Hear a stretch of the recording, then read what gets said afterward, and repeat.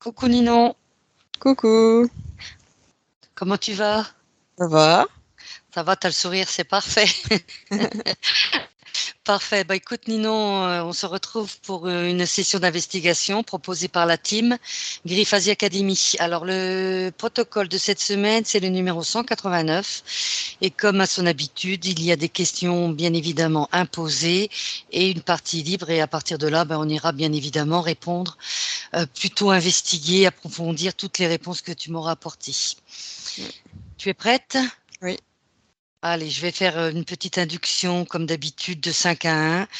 Allez, je t'invite à fermer les yeux. Mets-toi à l'aise. Et je vais compter donc de 5 à... Et ensuite, comme d'habitude, de 1 à 3. Ninon, concentre-toi sur ma voix, uniquement sur ma voix.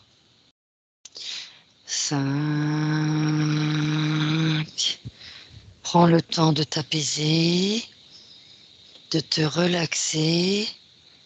Et adopte maintenant une respiration lente et relaxante. Prends une profonde inspiration et tu relâches. 4. Inspire par le nez et oxygène-toi. Expire par la bouche lentement, progressivement. 3. Détends tous les muscles de ton corps en commençant par les pieds et progressivement, petit à petit, tu montes jusqu'au sommet de la tête. Prends le temps nécessaire. 2. Tu es bien détendu, relâché, à l'écoute de ma voix.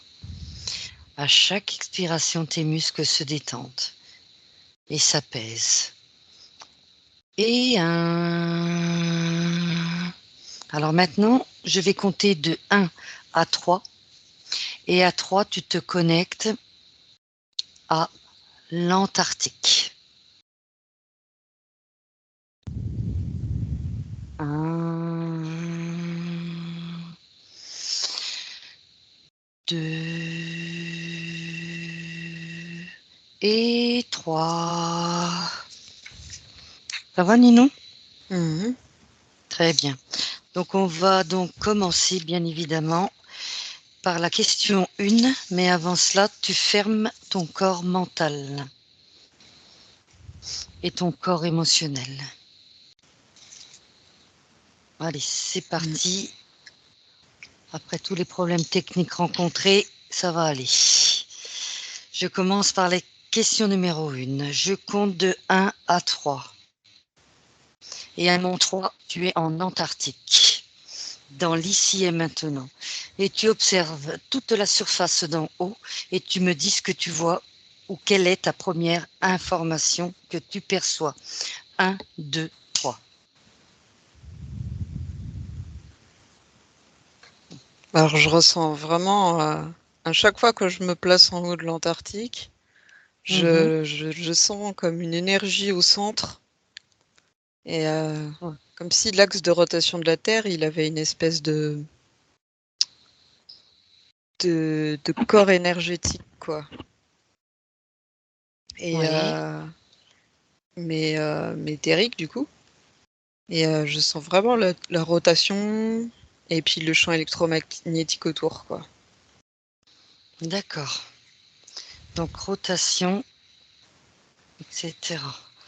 Très très bien. Tu perçois autre chose? Pour l'instant, non, ça va. Ça va. Allez, on continue. Question numéro 2. Maintenant, projette ta vision sous terre depuis l'Antarctique et dis-moi ce que tu visualises ou ressens. Alors, sur Terre, je vois des activités humaines. Il y en a quelques-unes qui vont sous terre.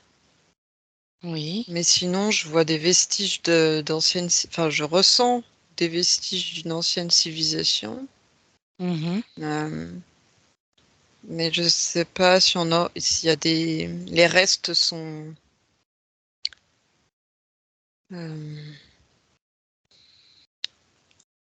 Ça va pas être évident de mettre Ça va. Ouais, je sais pas ce que ça donnera si on les découvre. C'est-à-dire? Dans quel sens? C'est-à-dire si Bah, ils c'est vont, ils très seront découverts. vieux, donc je sais pas la qualité Mmh. de ce qu'on trouvera. Si on s'en D'accord. rendra compte ou pas de ce que l'on découvre. Mmh. Très, très bien. En tout cas, c'est là. Je vois des tunnels, des réseaux, Mmh. des minéraux Oui,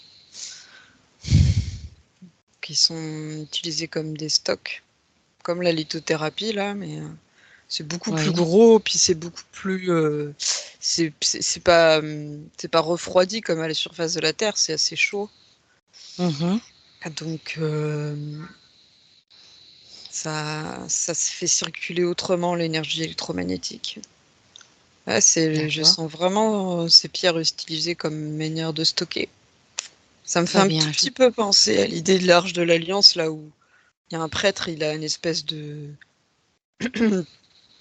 ceinture avec des pierres différentes, qui ont différentes Oui. utilités. Bah, c'est un peu ça. Là, c'est un peu ça D'accord. l'idée de ces pierres. Mmh. Et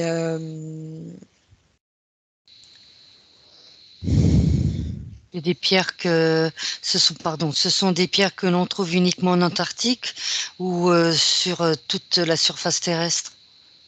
Une... Qu'est-ce que tu peux m'en dire alors, au au niveau des niveau des minéraux? pierres, c'est surtout des pierres qui sont liées à différentes profondeurs. C'est pas forcément lié au sol, à l'Antarctique, parce que là, c'est lié plutôt à la Mhm. composition du sol à ce niveau-là. Très bien. Très magmatique, très volcanique, tout ça. Plutôt à ce niveau-là qu'elle se forme, dans Mhm. ce que je ressens, hein. D'accord. Et par contre, ce qui est spécifique à l'Antarctique, c'est vraiment cette concentration de champs électromagnétiques. Il y a quelque chose à ce niveau-là, vraiment quelque chose qui perturbe la fréquence. D'accord. Perturbe la fréquence, oui. C'est pas un lieu anodin, quoi. Je sens vraiment que c'est un lieu important, comme un lieu de stockage, mais aussi un lieu de concentration, de canalisation de certaines choses, et un lieu peut-être de passage aussi. Oui. Tu as parlé, avant qu'on ne soit coupé, tu parlais des pôles qui ont changé. Est-ce que tu peux me redire ce que tu disais précédemment au niveau des pôles?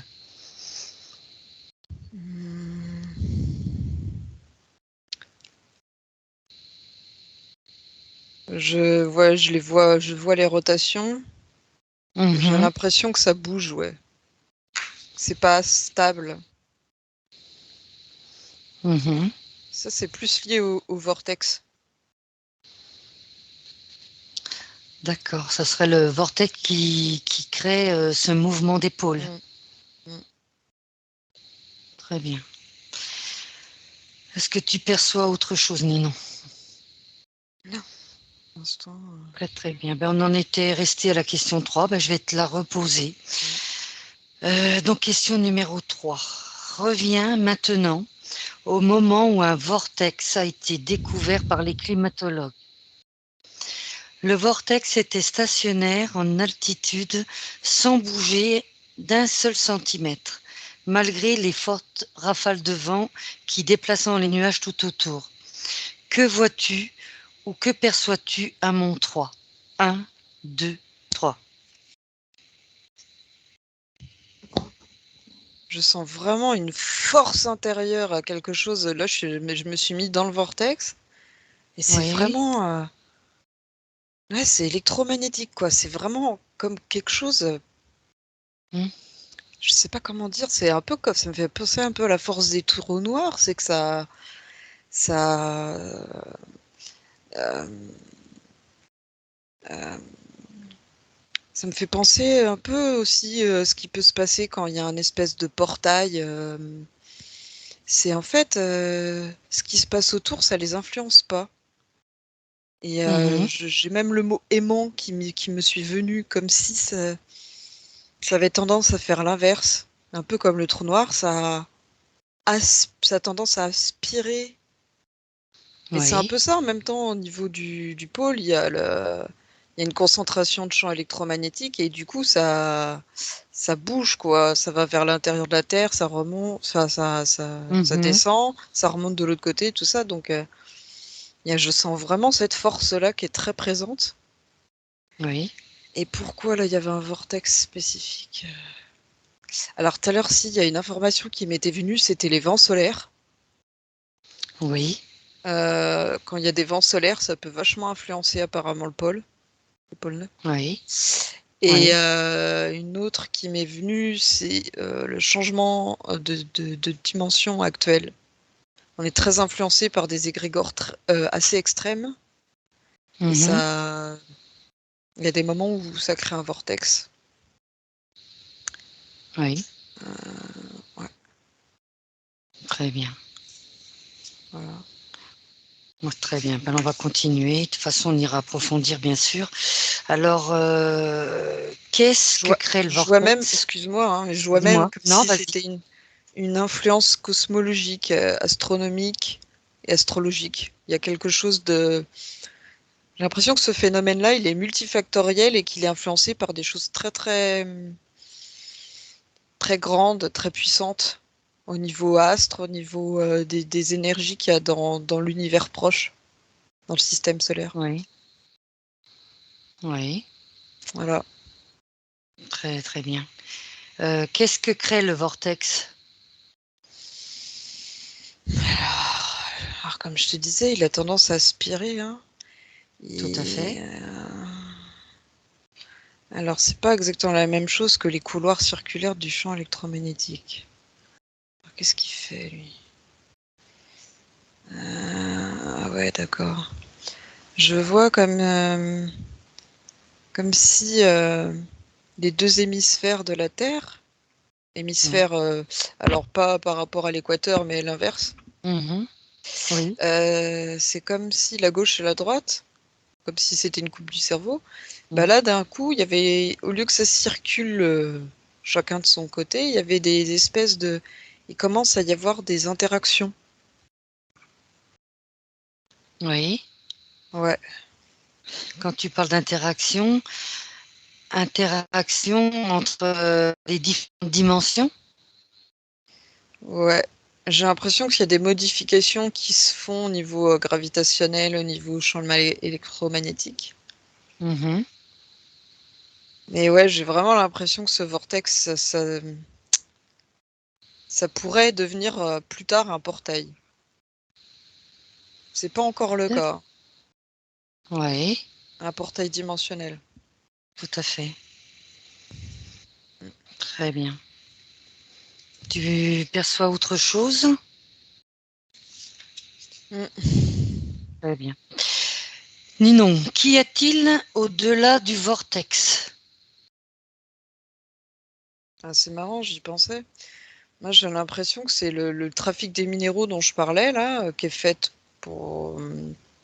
par les humains et puis je pense par certaines entités.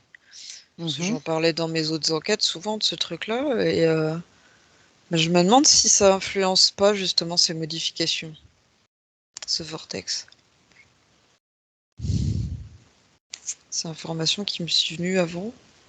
Oui. Donc c'est voulu par l'humain, Bah, en ce tout cas, c'est changement. influencé. C'est un peu comme nous, on n'a pas voulu que le climat il change, mais Mhm. nos actions font ça quand même, tu vois. C'est ça Oui. plutôt l'idée. Le vortex, qu'est-ce qu'il y a autour, c'est ça? Qu'y a-t-il au-delà du Au-delà du vortex? vortex.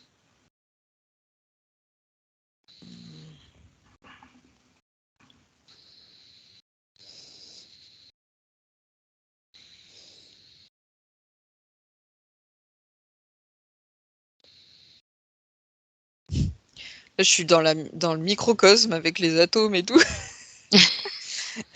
avec les nuages et tout.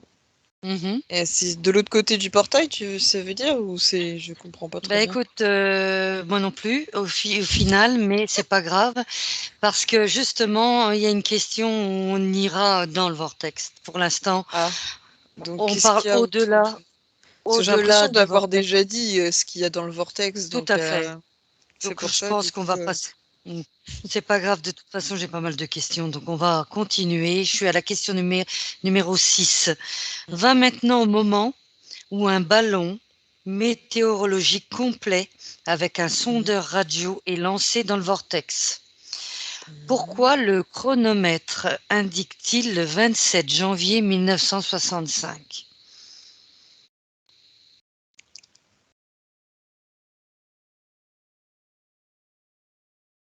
Le chronomètre. Ouais. Un ballon météorologique complet avec un sondeur radio. Alors, ils ont fait cette D'accord. expérience-là. Mhm. Alors, et Ils le l'ont fait, chronomètre, ils l'ont fait en cette fait, année-là, et ça a mis donc, ils 1965, l'ont c'est ça? fait, moi j'ai la date, hein, quand ils ont lancé cette expérience, je crois que c'est 2004 Ah ouais. de mémoire. Ah, ok, alors moi ce qui me vient c'est Ils ont, perturbation électromagnétique. peut-être il y avait 30 ans, je pense, oui. C'est notre technologie qui est pas assez forte et ça la perturbe. Ça fausse les chiffres. Vas-y, tu peux détailler, Ninon? Bah en fait, comment dire? Ces portails, ces champs électromagnétiques, en Oui. fait, ils ont pas exactement les mêmes lois que nous on connaît sur Terre. Et donc, Mhm. du coup, notre technologie, elle n'est pas adaptée. Donc, elle va pas donner les informations correctes. Très très bien. Très très bien. Alors, autre chose? Et Tu c'est lié perçois aussi aux autre chose? fréquences, le fait que ce soit perturbé. Mhm. C'est vraiment la technologie actuelle est très perturbée par le changement de fréquence d'un lieu. Donc, Mhm. ce vortex, il a des propriétés tellement différentes que ouais, c'est. Mm. Mhm. Très bien. Donc ça. Donc, observe justement, Ninon, peut-être en te posant une question un peu plus détaillée, Mhm. observe et décris ce qui arrive à la matière du sondeur radio pendant sa, on va dire son transport, son déplacement. En te posant la question différemment, peut-être que tu auras une autre information.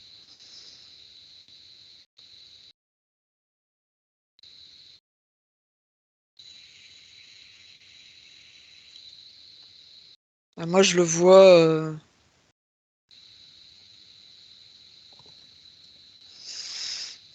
Je vois faire des trajectoires qui sont pas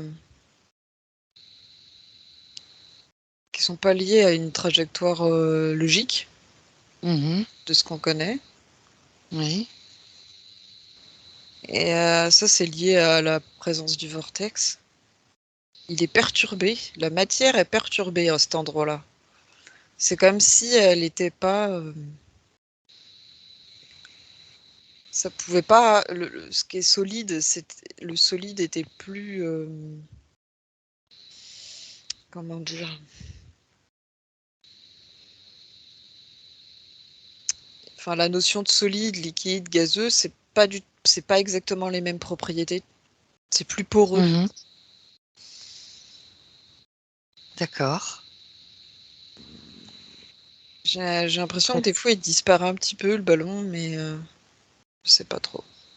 C'est pas grave, on va continuer. Alors, question numéro 7. Les climatologues et les scientifiques supposent l'existence d'une porte spatio-temporelle. Maintenant, Ninon recherche ce qu'ils ont trouvé.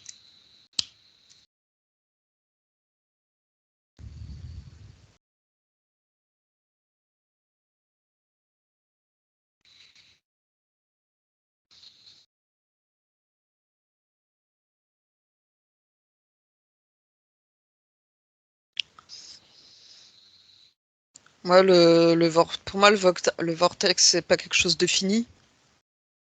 Mhm. Et c'est multiple, enfin c'est multidimensionnel, donc j'ai envie de dire oui et non en fait. C'est pas une space spatio-temporelle qui va à un endroit précis. Tout à C'est fait, plus quand on parle complexe de que ça technique. en fait. C'est beaucoup plus Quand on parle, complexe que ouais. ça. Ça dépend de Mhm. l'intention, ça dépend de où on veut aller. En fait, c'est multidimensionnel, donc on peut aller n'importe où. Mais elle n'est pas Mhm. encore finie, moi je le ressens pas comme ça. Et Oui. euh, j'ai vraiment eu l'impression tout à l'heure que l'objet, il vivait un peu comme dans la Stargate, là, la porte des étoiles, une espèce de restructuration cellulaire, quelque chose comme ça. Donc ça converge quand même avec ce qu'ils disent. Oui. Je vois, je vois. On ira détailler, c'est pas grave. Ensuite, Ninon, alors là, c'est la dernière question. Et ensuite, on ira approfondir. Donc, à mon 3, tu es au-delà de ce vortex et tu me dis quelles sont les sensations physiques que tu ressens. Un, 2, 3.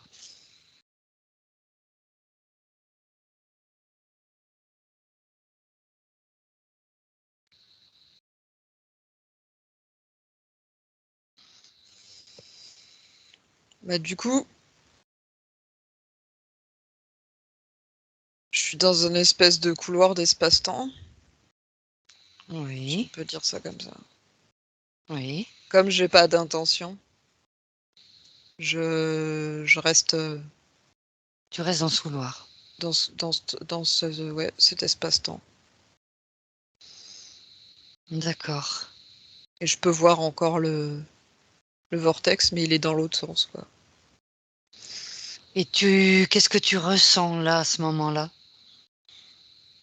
Plus léger au niveau du corps, Mhm, plus de fluidité. mhm. Je dirais pas que c'est comme dans l'astral ou non, c'est un peu différent. Hmm. J'ai l'impression qu'on est vraiment beaucoup plus en apesanteur. Oui, C'est pas autant lumineux. Ouais, oui, je sais pas, c'est différent. C'est vraiment quelque chose de. oui, Là, ce qui est le plus proche de ce qu'on connaît, c'est le côté le gaz. Un peu oui. dans cet ordre-là. C'est un peu bizarre. D'accord. Tu es transparente, tu as gardé, on va dire, le même physique, tu es comment? Plus éthérée ou pas? Oui, plus éthéré, ouais. Beaucoup plus même. Ouais, ouais. Mhm. Tu Il y peux a plus de percevoir. liberté Ouais. d'espace, de déplacement, c'est plus fluide, c'est assez rapide, mais bon bah là, j'avais pas d'intention, donc je suis arrivé directement juste de l'autre côté du portail, quoi. Mhm. Oui, donc oui, tu n'avais pas d'intention Dans d'aller quelque un, part en bah oui, particulier, quoi. dans un couloir neutre.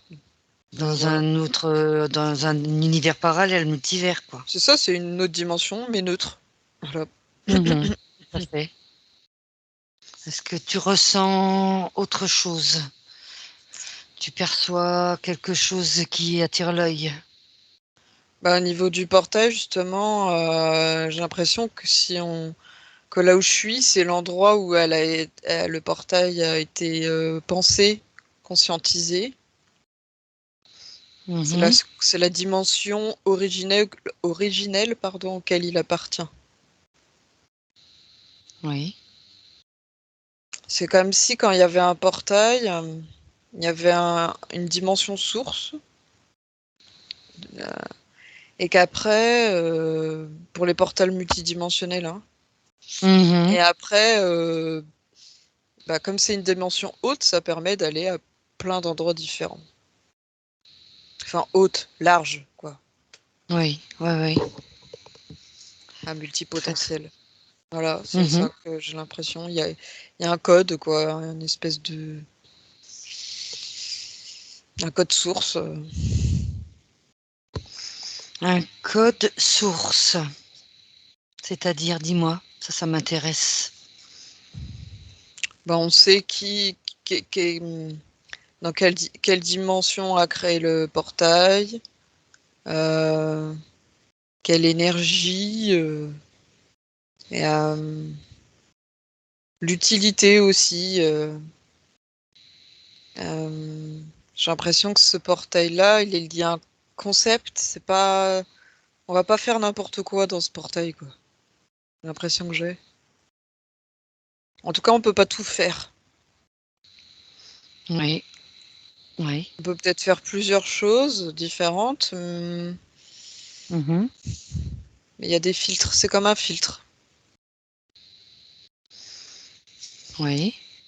Et Bon. si je te dis, si je te donne le chiffre 369, est-ce que ça te parle? Après, il peut rien y avoir, attention, hein.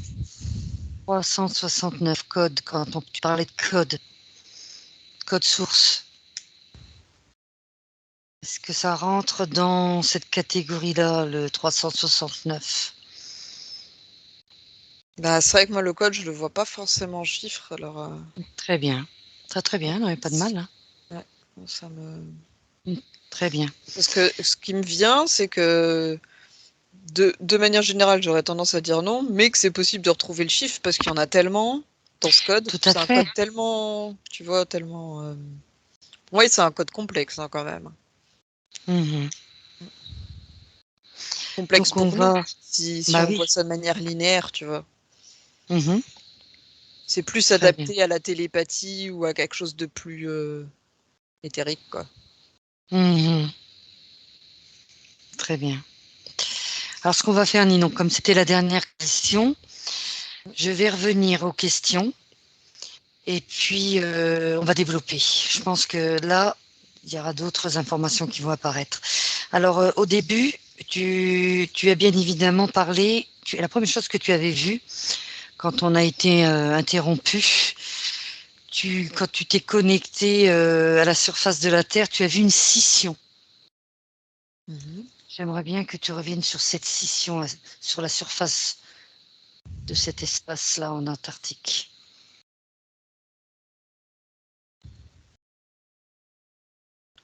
Ah, le fait que je vois les banquises qui se... Tu voyais, oui, tu as vu un phénomène, quelque chose au niveau de la surface, Ouais. une fissure, une fracture, une scission. Mhm. Et j'aimerais savoir qu'est-ce que tu vois à ce niveau-là, au niveau de cette cassure, cette scission. Est-ce qu'elle s'est faite naturellement ou il y a eu quand même une aide extérieure? Je me rappelle pas de ça, mais parce que moi je me souviens avoir parlé des deux hémisphères, mais est-ce que c'est à ce moment-là? Peut-être, Je vois pas. peut-être effectivement. Non, non, c'est pas grave. Non, je vois pas de Ouais, fissure de comme scission. quoi, les informations, tu vois, d'un moment à un autre. Très très bien, super. C'était pas trop important. Oui, au niveau des vents, oui, effectivement, tu avais vu un drapeau. Ça, tu t'en souviens du fameux Oui, drapeau? ça oui. Je Très me très souviens bien. d'avoir vu les banquises qui Hum, partaient. Et effectivement, il y avait un mouvement qui allait vers l'extérieur. mhm. Voilà, pour Quelle est l'instant. l'importance? Ça a quand même une importance, C'est puisque ça c'est le va. climat en fait. Moi, je voyais vraiment l'impact du climat sur le pôle. Et que du coup, L'impact. c'est ce qui allait générer des découvertes. Je vois vraiment ça. Il y a des choses qui vont se révéler en tout cas. Hum, Des anciennes utilisations de civilisation. lieux, il y aura moins de facilité peut-être pour certains de créer les réseaux là de minéraux parce que ça, il y aura plus de banquise pour cacher tout ça. Et puis D'accord. ça change complètement. Euh, euh, comment dire. Ouais, ça change l'équilibre, en tout cas, le fait que la banquise Com- se détache petit à petit. Donc, il va y a bien évidemment avoir un impact Ouais. sur l'humanité, sur nous. D'où le Pour- changement autour du champ électromagnétique où là, je voyais vraiment que ça changeait, ça fluctuait, quoi. Mhm. Quel impact tu peux percevoir? sur Euh, l'humanité, sur nous, parce que changement de pôle, champ ouais, électromagnétique. je vois vraiment le changement au niveau du pôle.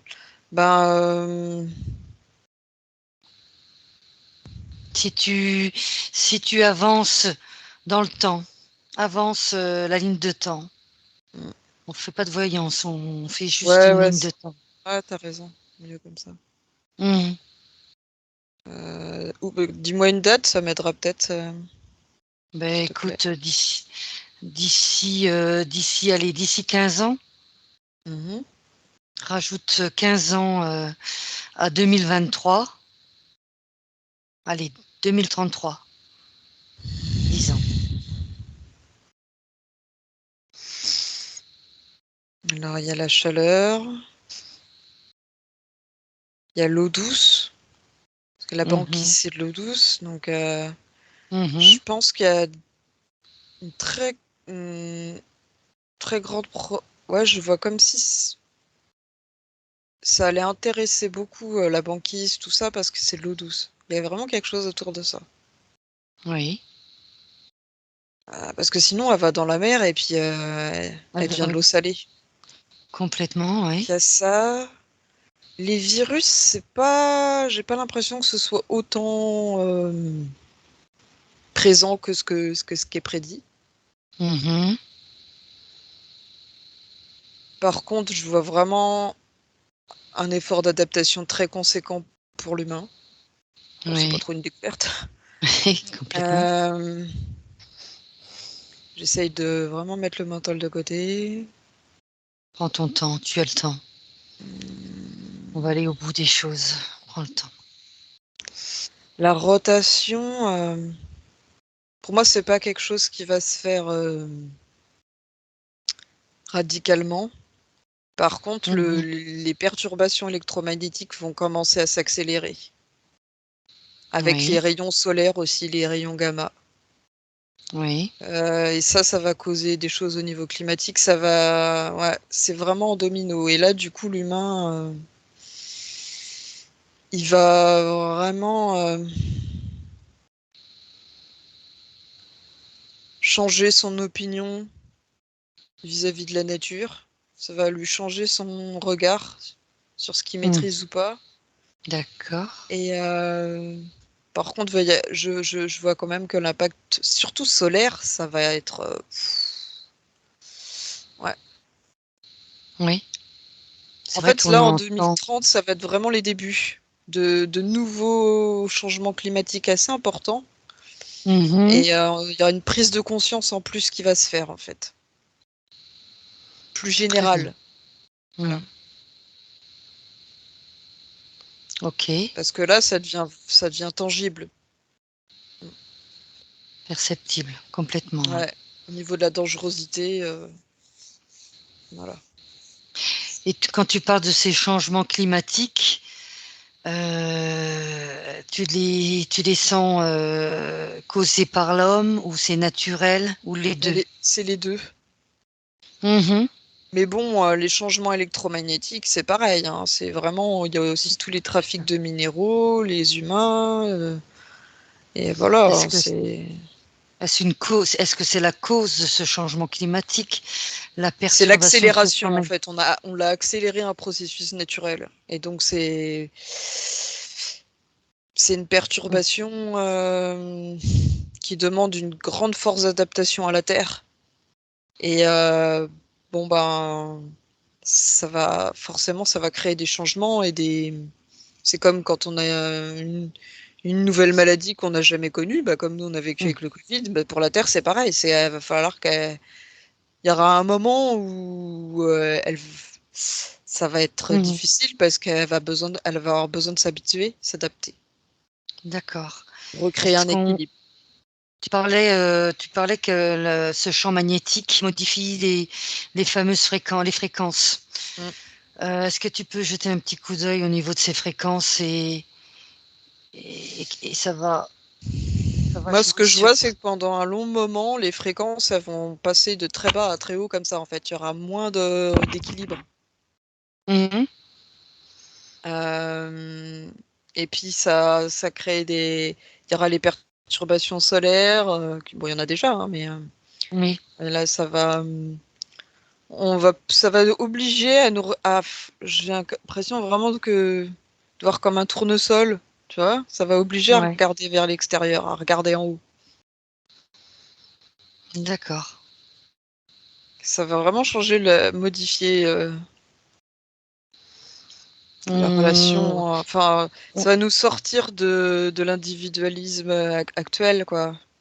Le côté un Mhm. petit peu, tu sais, replié sur soi. Je sais pas comment dire ça. Oui, oui, on va être, voilà, on va s'ouvrir vers l'extérieur, C'est complètement. ça, tout à fait. C'est ça que tu veux dire, oui. Oui. Donc ça va nous obliger à Mm. changer nos modes de vie. Ouais. Ça Bon, va être très. Je vois ça vraiment assez rapide. Et donc, du coup, ça va vraiment dépendre des choix collectifs. très bien, oui. Voilà. Tu perçois autre chose? Après, 2030, c'est vraiment le début, hein. Moi, là, ce que je te parle, c'est un processus qui va durer jusqu'en 2050, 60. C'est pas non plus ouais, comme ça, hein. Oui, ben oui, complètement. Oui, c'est pas demain, hein, je comprends bien. Voilà. Ça va se faire progressivement, quoi. Oui. Puis on va s'adapter au fur et à Disons mesure. qu'à l'échelle de la Terre, c'est très rapide. À notre échelle à nous, c'est quand même un peu plus. Voilà. Oui, je comprends Ça ce que dépend tu à veux quelle dire. échelle on se met. Mhm, très bien. Très bien. Déconnecte-toi, Ninon. Voilà. Et puis on va continuer. Alors, j'ai quelques questions Mhm. par rapport à ce champ électromagnétique, toujours. Mhm. Donc, tu as ressenti ce champ électromagnétique, surtout au centre. Oui. Alors, moi, ça m'a fait penser, quand tu as dit ça, euh, ce champ magnétique, justement. Alors, j'ai réfléchi en même temps, hein, excuse-moi. Mhm. Est-ce que ce champ crée une ouverture qui donne directement sur la couche du plasma cristallin qui entoure la Terre? Ça, c'est une question. Est-ce que ça te parle quand je dis ça? Je Pense, connais pas ce que c'est, mais j'aurais tendance à dire oui. Parce qu'en fait, au niveau du centre, il y a comme une ouverture vers l'extérieur au niveau de l'espace, tu vois. Donc c'est oui, ça. il y a comme un espèce de rayon plus éthérique et plus allongé. Et par Mhm. contre, le champ électromagnétique, il fait un peu comme le sang humain dans le corps, mais au niveau éthérique, quoi. C'est circulation dans les différents corps de la Terre et Moi, chakras. ça me fait penser aux poupées russes. Tu vois, les poupées russes, Mhm. Oui, tu je as vois bien. le, tu as le plasma cristallin qui détermine justement tous les espaces-temps. Est-ce que D'accord. ça, est-ce que tu connectes, est-ce que tu peux te connecter à ça et dis-moi ce que tu perçois. C'est un des corps subtils de la Terre, c'est ça? Oui. En fait, le cristallin, si tu veux, le plasma cristallin de la Terre. Après, tu as d'autres espaces-temps et ainsi de suite. Ça me fait penser aux poupées russes. Et ce vortex, justement, va permettre de passer d'un espace-temps à un autre, en passant par ce plasma cristallin. Est-ce que une information te vient par rapport à ça ou je suis complètement à côté de la plaque? Non, ça me semble juste. Ce que je ressens, c'est que c'est comme si c'était une zone où effectivement on avait accès à d'autres dimensions. Ça facilitait en tout cas l'accès. Mhm. Et c'est comme une zone de passage, de convoyage. C'est vraiment une zone clé Mhm. pour pouvoir même voyager parce que au niveau de l'orbite, tout ça, enfin, il y a vraiment tout un truc. Il y a différents calculs qui me dépassent un peu, mais en tout cas, c'est une zone importante pour pouvoir se déplacer, enfin, pour déplacer la conscience ou de la technologie sur Terre. Mhm. Oui. Effectivement, faut passer par ce. par cette couche, ce plasma cristallin. Couche-là pour pouvoir s'adapter à la dimension terrestre. Très bien. Alors, justement, Ninon, régresse au moment où le vortex s'est créé en Antarctique. À mon 3, dis-moi ce que tu captes. 1, 2, 3. Alors pour moi, le vortex, c'est assez récent. Ouais. Ben, c'est drôle, mais c'est à peu près les dates qu'ils ont trouvées sur la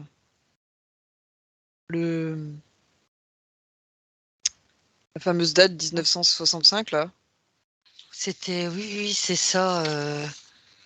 Je me rappelle plus, 65 ou 67, peu importe. Enfin, j'ai l'impression que c'est à peu Oui, près à ce moment-là qu'il s'est créé le vortex. oui. Ah, ça tourne. Attends, je vais essayer de figer Ah, l'image parce que je ah ben, suis dans le ah ben, vortex, ça tourne. justement, fige l'image. Bah, Je vais finir t'es avec dans un le tour. manège? Ouais, un T'es peu. dans le manège? Bah écoute, voilà, ce que tu vas faire, tu vas te augmenter tes fréquences, Ouais. tu vas te stabiliser, et puis à ce moment-là, quand tu es prête, tu prends l'information. C'est bizarre, je ne retrouve pas la date. Enfin, peu importe, c'est fou. Alors, la création du Vas-y, dis-moi. vortex. 65, ouais, t'as raison. Ben, ce que je vois, non, c'est un peu plus tôt quand même. Ce que je vois, en tout cas, Oui, c'est au début du siècle. Première partie du siècle 20e, pardon. mm, oui, On n'est plus au 20e, tout va bien. oui, Et 21e. du coup, Oui, c'est très lié aux différentes vagues qu'on a connues au niveau des ovnis. C'est oui. comment dire? C'est pas anodin, je sais pas comment dire ça. C'est pas c'est pas forcément enfin c'est à la fois artificiel et non, c'est-à-dire que c'est lié à une temporalité cosmique, tout ça. C'est juste une faveur, un moment favorable de passage. Mais en plus de Oui, ça, ça a été amélioré, quoi, pour faciliter encore plus le passage. voilà, oui. Ouais, Mhm. voilà. Ils ont profité D'une faveur, de, d'un de ce moment favorable. phénomène. Ouais, parce que Voilà, j'ai de ce l'impression que phénomène. voyager, c'est pas, ça peut pas être tout le temps. Très bien. Donc c'est un moment favorable. Donc c'est Ouais. un moment, on va dire, un phénomène naturel à la base et petit à petit, avec l'activité humaine, tout ce qui s'y passe actuellement, Bah, ils ont amplifié ce vortex. C'est ça que tu veux dire? ouais. Puis je vois deux volontés différentes. C'est-à-dire qu'il y en a une où c'est vraiment, ils ont peur de ce qu'on fait. Enfin, et peur dans le sens de ce qu'on va devenir. Pas pour eux, mais pour vraiment l'humanité. Et d'autres qui sont là vraiment pour. Mhm. On profite de la situation chaotique pour Oui, voilà, faire nos petites tambouilles. Et puis voilà, quoi. d'accord. Et c'est très humain hein, comme façon de penser, mais bon, je vois en tout cas deux pôles différents, de volontés et d'intentions différentes. Peut-être que c'est pas enfin, c'est aussi simple que ça, mais en tout cas, réduit à l'échelle de la pensée humaine, ça amène à ça, quoi. D'accord, très bien. Alors, justement, quand tu parlais de ce vortex, alors j'essaye de me mettre dans la situation. Au niveau de ce champ magnétique qui a permis cette ouverture, ce vortex, tu as dit précédemment, tu as parlé c'est comme un trou noir, Mm. comme le trou noir. Ça a exactement la même puissance, la même force. Tu te souviens de Pas ça? la même puissance, mais au niveau des propriétés d'attraction, ça ressemble, ouais. Oui. Quand je parle de ça, est-ce qu'on peut atteindre un point zéro au niveau de ce vortex, comme l'humain? Euh, J'aurais tendance à dire oui, même si je sais pas ce que c'est. C'est bien, déjà, tu m'as dit ce petit oui qui est tout pas mal. Et donc, sans plus, pas d'autres informations? Point Hum, zéro de dimension, de densité, trou noir. euh, Si tu veux, je reviens à l'idée des poupées russes pour quand arriver. quand t'as parlé de point zéro, moi j'ai plus vu comme un trou de verre, tu vois. Oui, oui, c'est pas mal non plus. Mhm. Je Et vois donc, pas de. C'est un passage multidimensionnel. C'est pas. Ce serait pas comme par exemple la source ou une source où là enfin, un endroit où ça converge et ça se densifie. Non, je vois pas ça comme ça. très bien. Mais par contre, Très, très bien. ce qui ressemblait vraiment au trou noir, c'était plutôt le côté attractif. Ouais, effectivement, il y a une C'est ça. attraction, mais peut-être pas aussi dense, effectivement. Oui, mais justement, peut-être pas aussi dense, mais c'est quand même une attraction similaire. Tu sais ce Mm, que mm, tu me dis. mm. Est-ce que si on, dans ce, on va dire ce portail, enfin peu importe, ce vortex, est-ce qu'il peut nous amener, en, évidemment en passant toutes ces dimensions, jusqu'au trou noir, jusqu'à la source?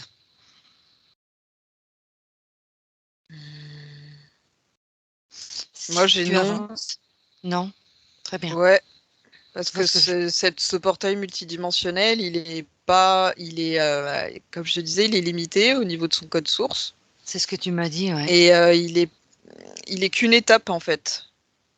Très bien. C'est difficile à expliquer parce que c'est un peu Je, comme les poupées russes et la source, il faudrait encore plus de facteurs, j'ai l'impression, pour atteindre. Mhm. Oui, très bien. Voilà. Très, très bien. Donc, on continue. Ninon, euh, donc alors la question par rapport à la question la dernière, quand tu étais dans le vortex précédemment, donc si tu peux y retourner, je compte jusqu'à 3, sans intention bien sûr, je compte jusqu'à 3, 1, 2, 3. Tu es dans le vortex. Mhm. Est-ce que tu as toujours les mêmes ressentis que précédemment?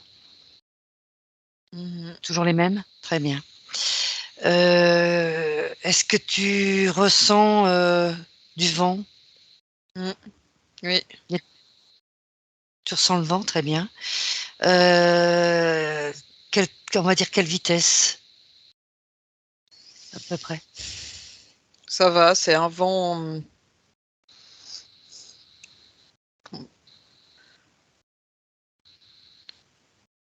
C'est un vent plutôt fluide.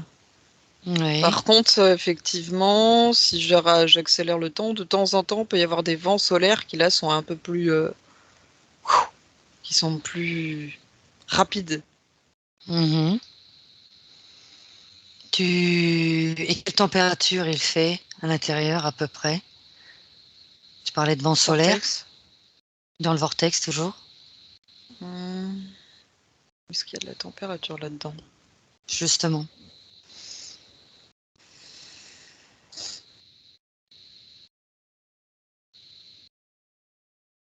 Alors, on n'est pas dans les températures de l'espace. Hmm. Alors, moi, l'information qui me vient, c'est qu'apparemment, il y a une température qui facilite Mhm. la... comment on dit? Quand les atomes se dématérialisent, là. Oui. Et passer à cette température-là, en fait. Mais comme nous, on n'a pas cette technologie-là, je peux pas retranscrire Mm. avec Je comprends. les degrés Celsius ou machin, ça Mm. voudrait rien dire. Donc, toi, tu perçois, donc, évidemment, tu ressens ce vent, une Mm. température particulière. Est-ce qu'il Lié y a... à la capacité à vraiment dématérialiser les atomes Oui. pour pouvoir les Mm. rematérialiser éventuellement plus tard ou pas. Et Ouais, voilà. ouais. Ou en tout cas changer la Justement. densité. Mm. Justement, ouais, j'avais quelques questions par rapport à ça. Ouais. De toute façon, on va y revenir. Est-ce que l'enquête actuellement sur ce phénomène peu commun est toujours en cours, Oui, ce vortex? Mhm. Qui travaille sur cette enquête? la NASA. Mhm. Euh, J'ai la Chine. Mhm.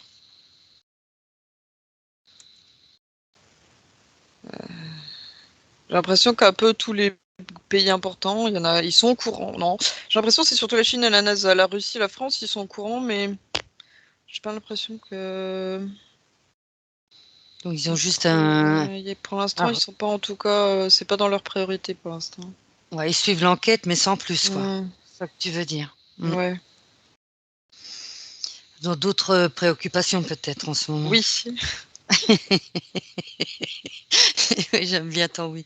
Alors on continue. Quels peuvent être les risques d'un tel projet sur le cours de l'histoire et sur notre existence dans l'ici et maintenant?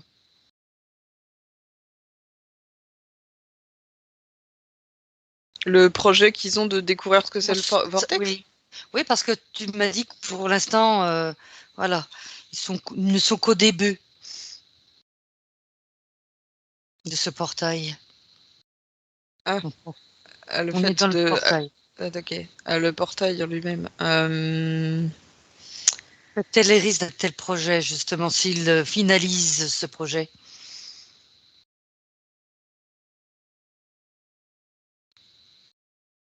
Bah, ça augmente les chances d'être en contact avec des personnes des exogènes, des Mhm, entités exogènes. mhm. Euh,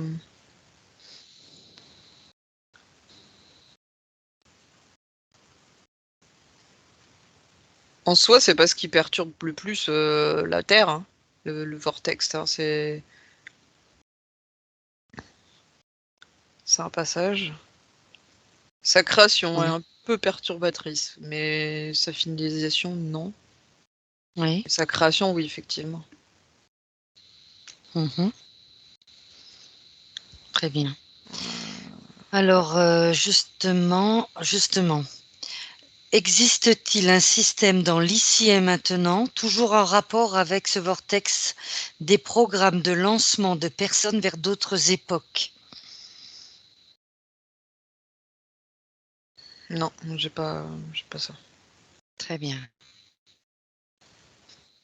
très très bien. En tout cas, Ensuite, au niveau de l'humanité, hein, non. mhm, oui. Parce que Très pour très les bien. Alors, entités exogènes, ça me semble évident, ils le font déjà, certains.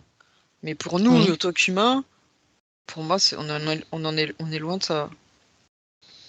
quand on parle de téléportation, c'est ça que tu veux dire, quand Oui. tu parles de téléportation, on est loin de ça. Après, éventuellement, c'est une autre technologie. Enfin, on peut nous prêter une autre technologie pour le faire, mais ça, je le vois pas pour l'instant. Je vois pas des êtres exogènes qui nous auraient filé une technologie pour qu'on puisse faire ça. C'est pas comme ça, ouais, que je vois le truc. Très bien. Donc, qu'est-ce que je voulais dire aussi par rapport à ce vortex? Donc, vortex, pour l'instant, il en est qu'à ses débuts. C'est ça que tu m'as Mm. dit précédemment. Ouais, pour moi, il sert vraiment juste plus de passage pour tous les êtres qui savent faire des voyages interstellaires. Et du coup,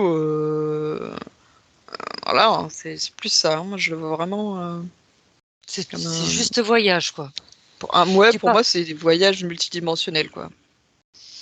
donc téléportation, ça n'a rien à C'est pas voir. uniquement voyage dans le temps ou je sais pas quoi. Non. D'accord, c'est voyage entre les dimensions, quoi. Ouais. C'est ce qu'ils font C'est possible, actuellement. mais c'est pas le but, quoi. C'est pas le but de ce vortex, apparemment, alors. Non, j'ai pas l'impression de ce que je ressens, bien sûr. Très, très bien. Oui, oui. Qu'est-ce que tu perçois d'autre, Ninon, par rapport à ce vortex qui n'aurait pas été dit depuis le début? Quelque chose que j'aurais oublié? Alors.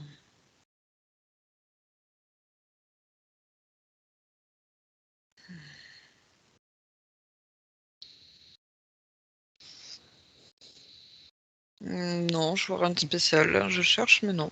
Ah bah écoute, quelle énergie a permis d'alimenter ce champ magnétique?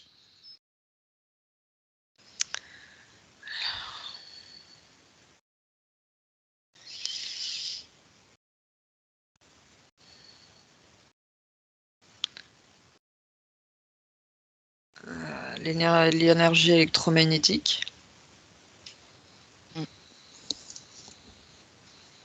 Oui. La fréquence de la Terre. Alimenter le vortex. Qu'est-ce qu'alimente le vortex? La conscience aussi. Oui.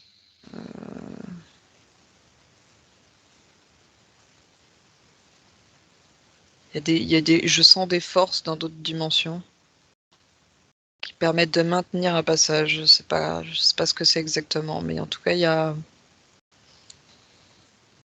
des forces qui aident à l'attraction au passage. Je saurais pas mettre des noms, c'est assez scientifique, quoi. Est-ce que tu perçois, visualises des entités qui empruntent ce passage, ce portail? Oui. D'accord. Pour aller où? Ben, Quel type d'entité tu perçois?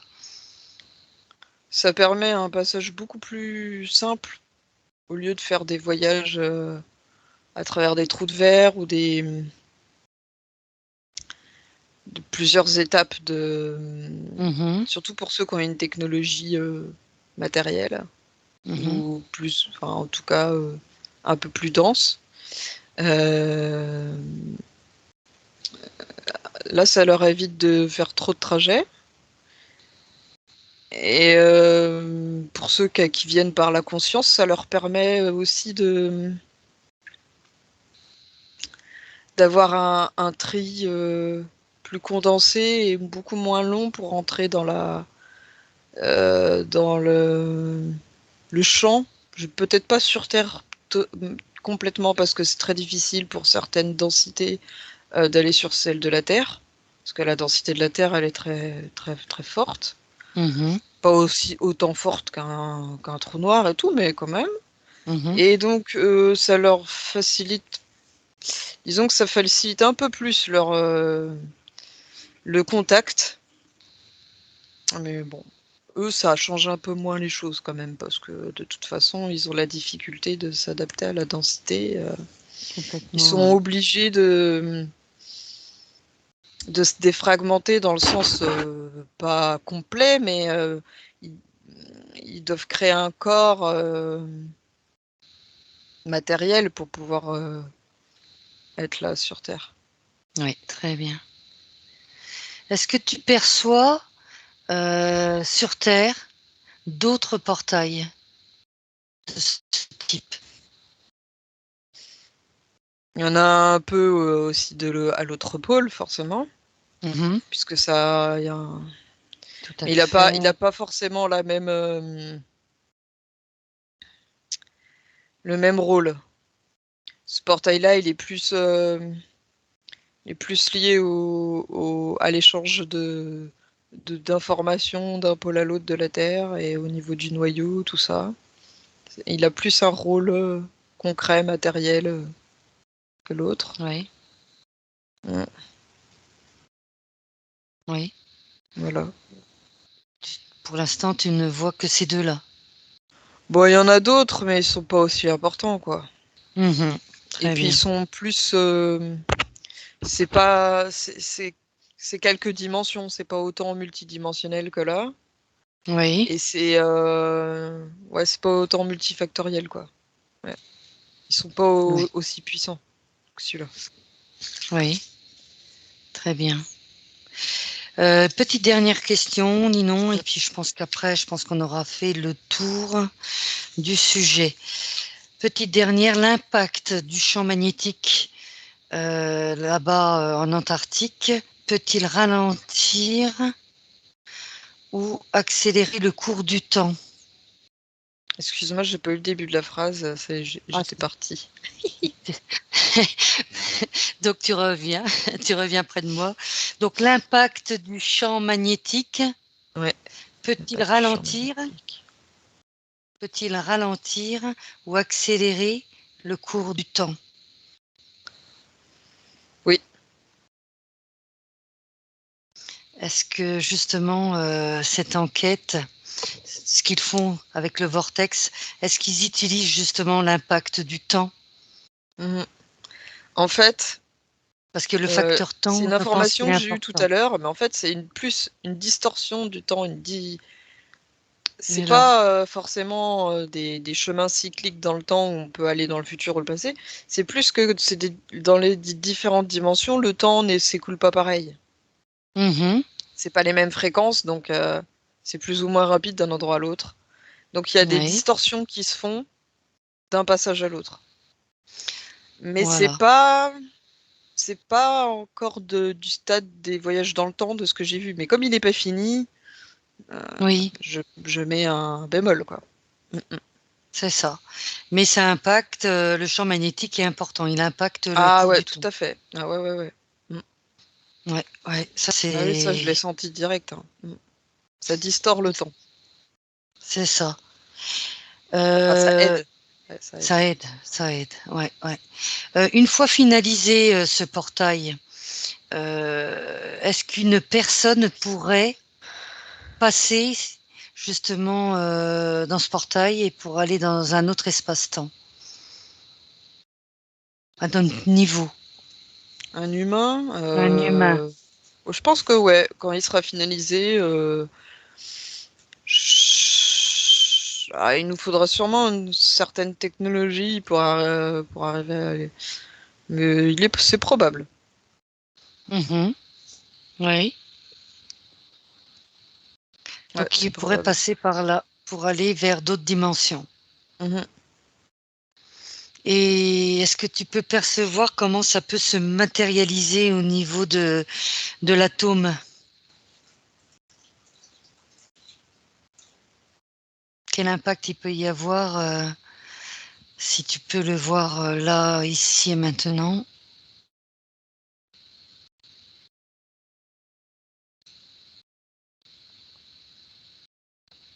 Impact sur l'atome, c'est-à-dire C'est-à-dire pendant le voyage? comment ça va se matérialiser, ouais, complètement, pour l'humain?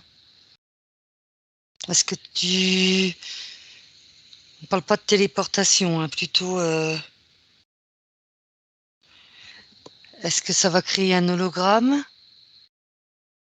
Non, moi je vois vraiment plus de l'ordre de ce qui se passe dans Stargate ou Mmh. dans Sliders, c'est-à-dire que quand tu changes de dimension, ce que je vois c'est que c'est un peu la téléportation, il y a une rematérialisation, enfin je sais pas comment dire. Oui, oui, je vois Moi ce ce que que là je vois vraiment au niveau atomique comme si pendant le voyage il y avait ce qui est matière oui. euh,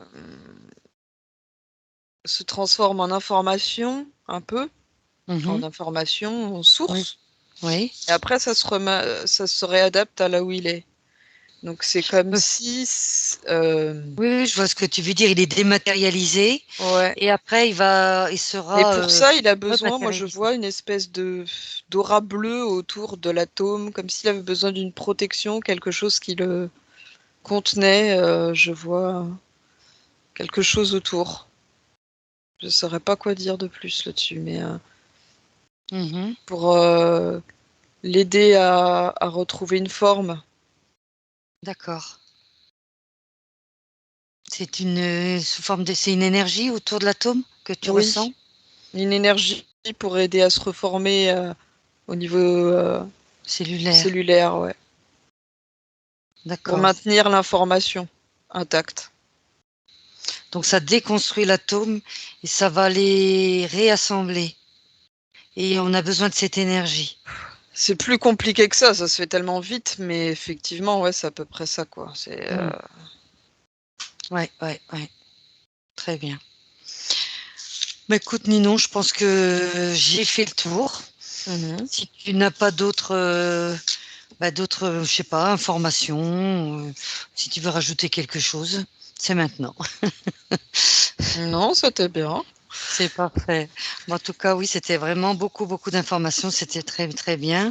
Donc, si tu es prête, Ninon, je vais t'inviter à te détendre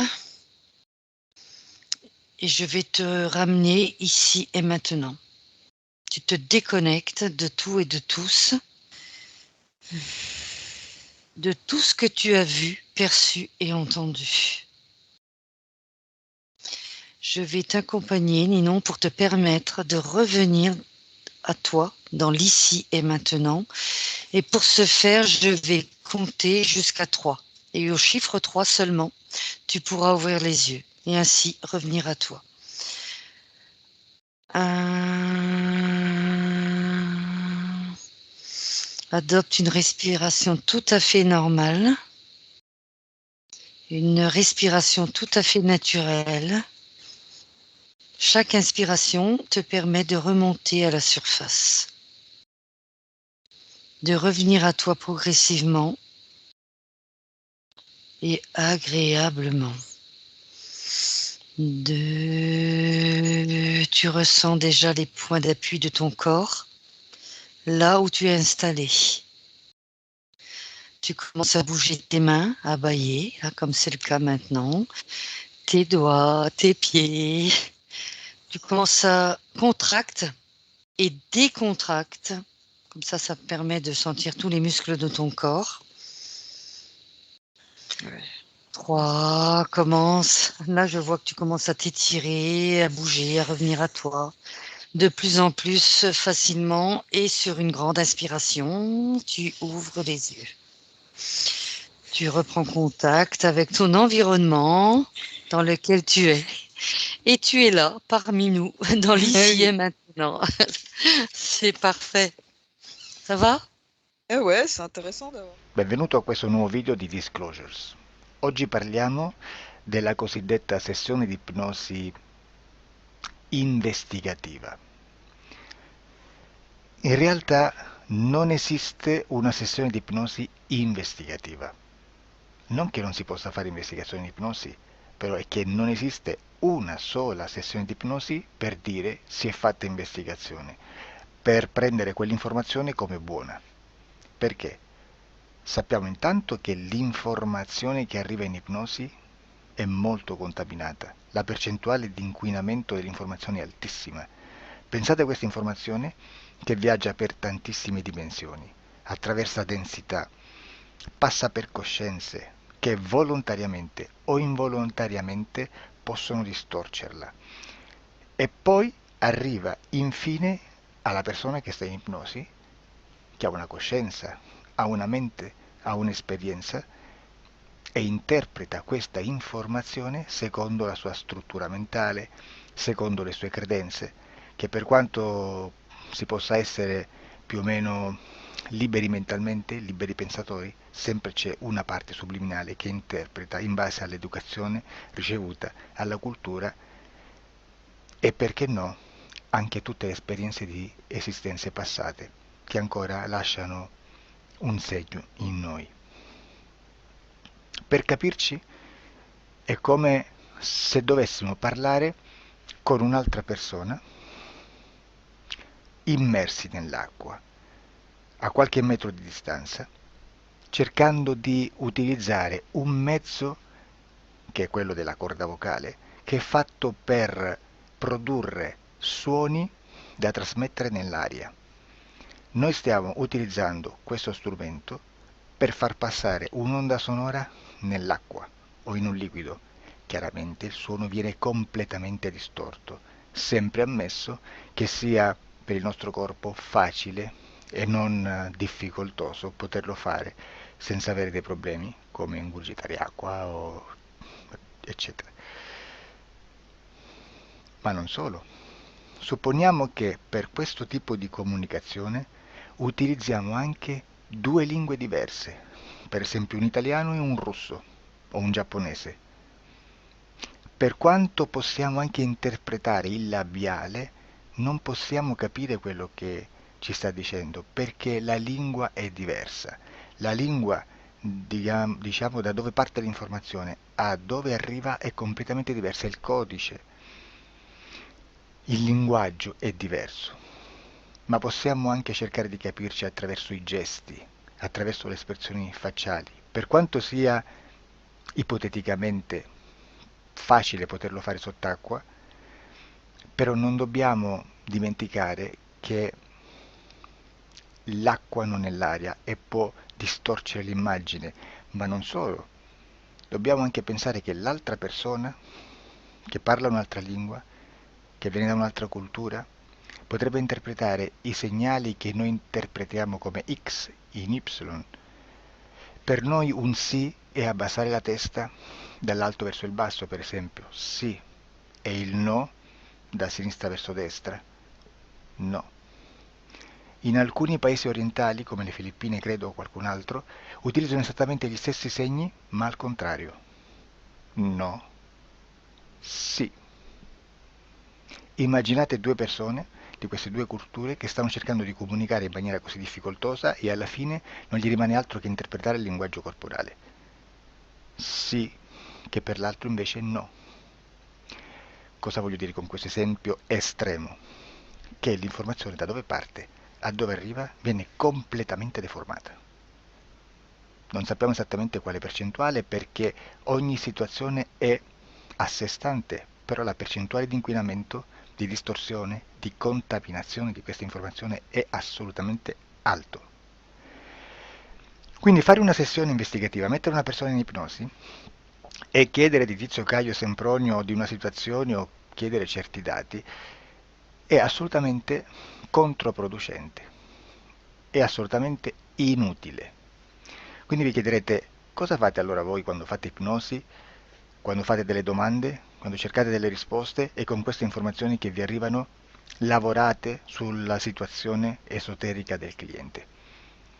Beh, non facciamo altro che recuperare questa informazione solamente per arrivare al problema del cliente e poi lavorarci. Quindi il valore dell'informazione non è quello di un'istruzione, quello di memorizzare dei dati e di prenderli per buoni, ma è un veicolo di movimento, di trasporto verso la causa del problema per poi lavorarci. Quindi lo scopo di questo tipo di informazione che si prende dalla singola sessione è completamente un altro. Come si fa quindi? Investigazione in ipnosi. Il lavoro non è semplice, il lavoro è lungo, difficoltoso, stancante. È necessario farlo anche in squadra perché bisogna moltiplicare il numero di sessioni da fare e una sola persona potrebbe farlo soltanto in un tempo estremamente largo. Noi abbiamo delle informazioni che prendiamo ormai per buone, ci lavoriamo, danno dei risultati e quindi per noi sono buone.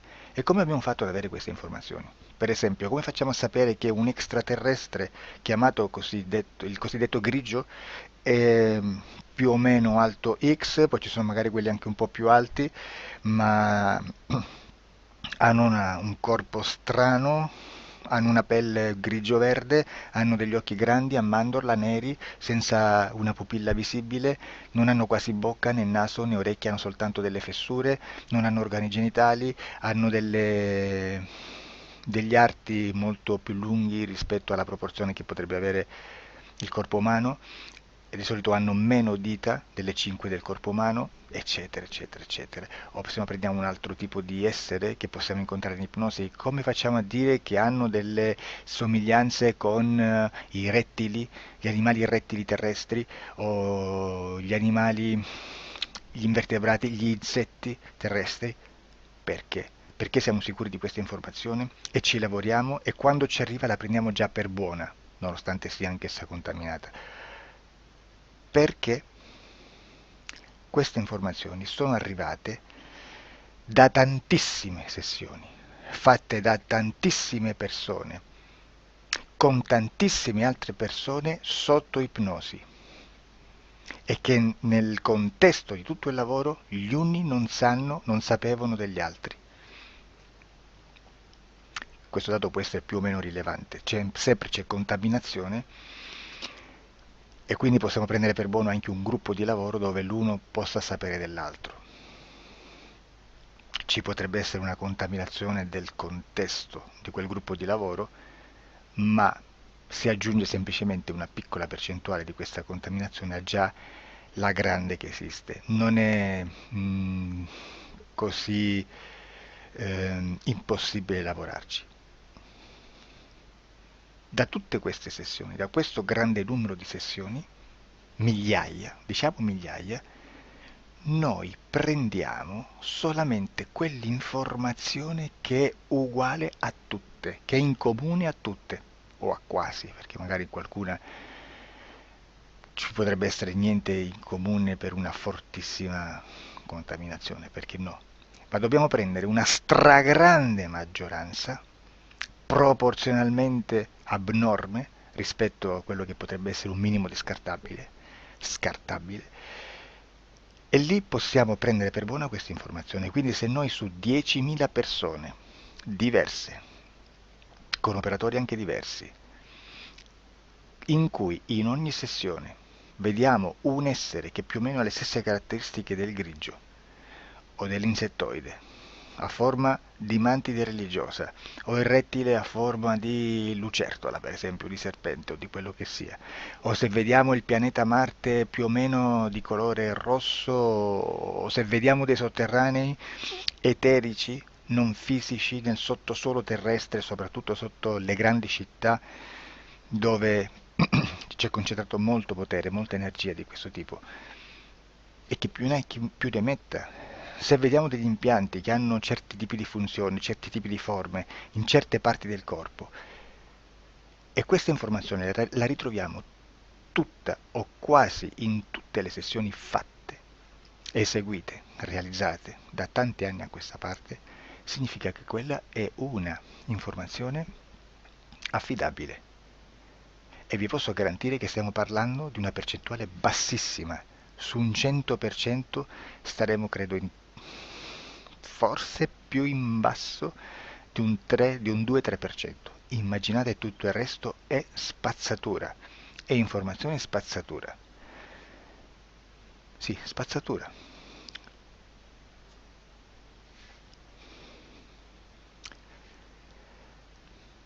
C'è anche un'altra cosa da dire. Supponiamo che un operatore faccia un'ipnosi e voglia andare a vedere cosa fa Tizio, cosa fa Caio, cosa fa Sempronio. Arrivano delle informazioni e si dice che Tizio è biondo, Caio è zoppo e Sempronio è uno sportivo. Intanto già abbiamo detto che una sessione soltanto non serve, d'accordo? Ma poi c'è da dire che una coscienza, un essere, in ambiente subliminale, la sua parte subliminale potrebbe non dare autorizzazione a questa fuoriuscita di informazioni.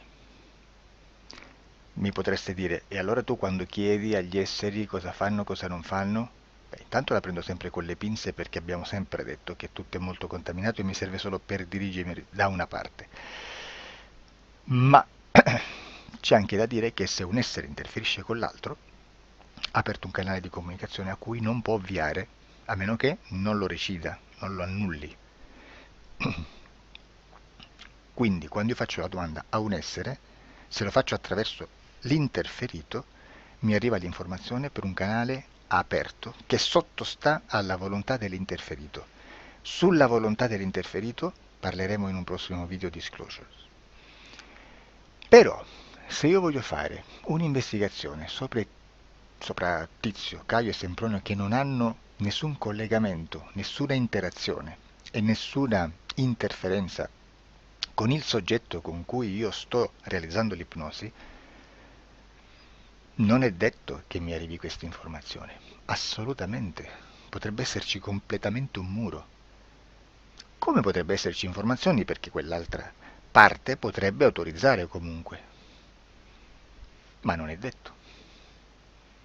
E comunque quando ci arrivano informazioni, in una situazione di non interferenza o non interazione, non possiamo sapere esattamente se sono informazioni che ha autorizzato la parte subliminale dell'altra persona o dell'altro essere, o qualche altro essere, qualche altra entità furba, approfitta della situazione, osserva quello che sta succedendo, si mette in mezzo, si fa passare per l'altro e dà informazioni, ovviamente distorte, prima perché non è detto che debba conoscerle, e anche se fosse potrebbe manipolarle a sua volontà e a suo vantaggio.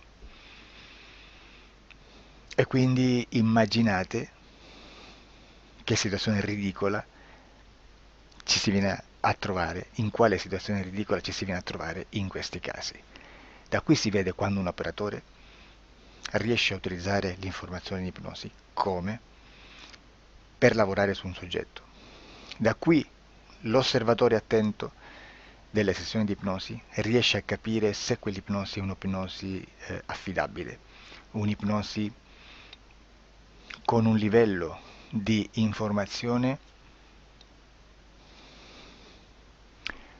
certa, con una alta percentuale di informazione certa. Non vi nascondo che in futuro potrei anche impostare un lavoro per decifrare che livello di certezza di informazione c'è in un'ipnosi, analizzandola e spiegando il perché, spiegando i meccanismi di analisi di un'informazione in ipnosi, che poi anche è molto istintivo. Supponiamo che dobbiamo cercare un'informazione su internet, per esempio un fatto di cronaca. Voi preferite mettervi su un sito ufficiale? A caso. L'ANSA in Italia, ADN Kronos, qualche telegiornale che per quanto possano manipolare l'informazione ad alti livelli, comunque possiamo dare affidabile la fonte dell'informazione che viene trasmessa. Non possono trasmettere una bufala sicuramente. Verrà sicuramente manipolata ad altri livelli. Ne parleremo in altri video, ma a livello base la fonte è certa. Sicuramente non andrete a cercare questa informazione sul primo sito, il primo blog che vi passa davanti e magari c'ha 4 followers. Perché? Perché non vi dà nessuna garanzia della certezza della fonte. Non c'è un controllo né nella struttura interna di questa agenzia di informazione e né dal grande pubblico che per la quantità di persone che attingono quell'informazione si può dedurre se l'informazione è certa o meno, perché è un'informazione che passa in un pubblico così vasto che se ci dovesse essere una distorsione con la realtà è molto probabile che venga fuori. Credo che abbia detto quasi tutto sulle sessioni investigative. Prima di chiudere aggiungo che proprio per questo stiamo conducendo dei cicli di investigazione in ipnosi regressiva che comprendono tante sessioni con persone diverse, con una buona o eccellente suscettibilità ipnotica sicuramente, per poter indagare su spazi ristretti su alcuni temi. Perché dico spazi ristretti? Perché se andiamo a prendere eventi grandi nel tempo, nello spazio, storici, parlare di qualcosa di molto generico implica una quantità di sessioni abnorme. Immaginate se dovessimo fare una sessione investigativa sui buchi neri, quanta informazione ci sarebbe e quante informazioni da filtrare. sarebbe quasi impossibile farlo in questa maniera. Ma se noi riduciamo lo spazio di investigazione, se noi prendiamo per esempio, investighiamo sulla pedofilia nella Chiesa Cattolica, ecco, se già restringiamo il campo d'azione è molto più facile che possiamo attingere informazioni affidabili, presuntamente affidabili, con un numero di sessioni sicuramente alte, ma ridotte rispetto ad altri tipi di sessioni molto più generiche, su temi molto più generici. Quindi per fare anche delle investigazioni su temi molto generici bisogna suddividerli in temi, in dettagli, per poi alla fine, quando tutta l'informazione è stata filtrata ed è stata dedotta l'informazione comune, si possono mettere insieme per cominciare a costruire il quadro, mettere insieme tutti i puzzles. Questo è il vero senso dell'informazione in ipnosi, quando si fa ipnosi investigativa. La sessione per risolvere una problematica, un problema, con una presunta origine esoterica di un cliente, di una persona, è un'altra cosa, sono altri metodi, altre tecniche e l'informazione si usa in un'altra maniera, ha un altro scopo. Grazie, ci vediamo al prossimo video. Disclosure.